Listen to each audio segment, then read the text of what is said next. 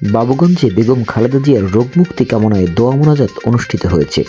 শনিবার বিকেলে Babuganj degree college মাঠে বাবুগঞ্জ বিএনপির আয়োজিত দোয়া মোনাজাত অনুষ্ঠানে প্রধান অতিথি হিসেবে উপস্থিত ছিলেন জেলা বিএনপির সদস্য সচিব অ্যাডভোকেট আবুল কালাম শাহীন।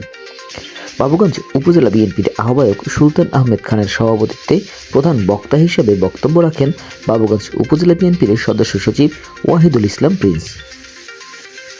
উপজেলা বিএনপির সদস্য দুলাল চন্দ্র সাহার সঞ্চালনায় এ সময় আরও উপস্থিত ছিলেন উপজেলা বিএনপির যুগ্ম আহ্বায়ক শামসুল আলম ফকির, আব্দুল করিম হাওলাদার, নজরুল ইসলাম বাদশাহ, আরিফুর রহমান শিমুল শিকদার, এবিএম মোস্তাফিজুর রহমান ফারুক, আলমগীর হোসেন স্বপন, উপজেলা শ্রমিক দলের সভাপতি ফরিদ হোসেন, উপজেলা যুব দলের সদস্য সচিব ওবায়দুল হক, সিনিয়র যুগ্ম আহ্বায়ক রফিকুল ইসলাম রাফিল, উপজেলা স্বেচ্ছাসেবক দলের সভাপতি আবুল কালাম আজাদ, বরিশাল মহানগর ছাত্র দলের সহসভাপতি আজিজুল হক, উপজেলা ছাত্র দলের আহ্বায়ক আতিকুর রহমান আল আমিন, সদস্য সচিব ইয়াসির আরাফাত, সিনিয়র যুগ্ম আহ্বায়ক আকিব ইঞ্জন সহ উপজেলা ও ইউনিয়নের নেতাকর্মীরা।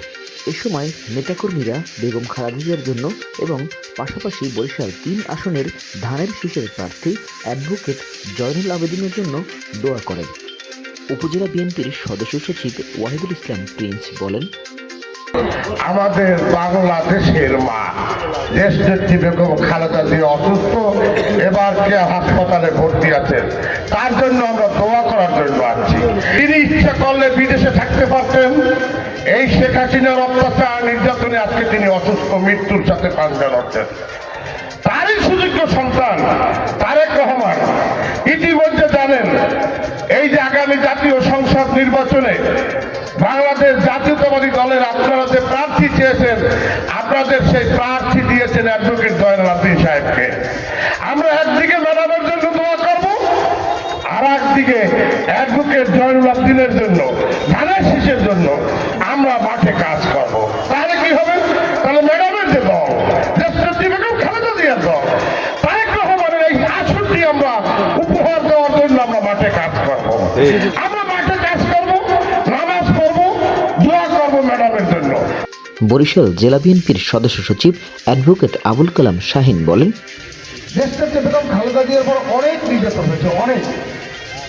জিয়া পরিবারের উপরে যতটা নির্যাতন হয়েছে, আমার জানা মতো কোনো পরিবারের উপরে ব্যক্তিগত আক্রোশে, ব্যক্তিগত হিংসায়, দলীয় হিংসায় এত নির্যাতন বাংলাদেশে আর কোনো পরিবারের উপরে হয়নি। শহীদ রাষ্ট্রপতি জিয়াউর রহমানের স্মৃতি বিজড়িত যে বাড়িটি ছিল, যেই বাড়িটি রাষ্ট্র দেশটাকে বেগম খালেদা জিয়াকে দিয়েছেন, সেই বাড়ি থেকে কি করে দেশটাকে বেগম খালেদা জিয়াকে তার স্বামীর স্মৃতি বিজড়িত সমস্ত স্মৃতিকে ভেঙে চুরে চুরমার করে দিয়ে তার বাড়ি থেকে বের করে দেওয়া হয়েছে।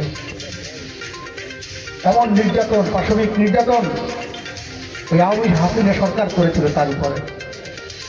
দেশটাকে বেগম খালেদা জিয়ার শরীরে বিভিন্নভাবে পয়জনিং করা হয়েছিল।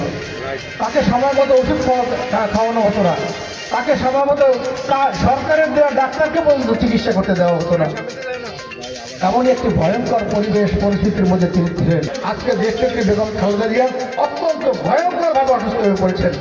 আসুন আমরা সবাই মিলে দেশটাকে বেগম খালেদা জিয়ার জন্য দোয়া করি। আমরা যারা নামাজ পড়ি, আমরা বিশ্বাস করি এখানে সবাই নামাজ পড়েন, 5 ওয়াক্ত, 3 ওয়াক্ত, 2 ওয়াক্ত, প্রত্যেক ওয়াক্ত নামাজেই দেশটাকে বেগম খালেদা জিয়ার জন্য এবং দেশ নায়ক জনাব তারেক রহমানের জন্য দোয়া করবেন। পারবেন না বন্ধুরা?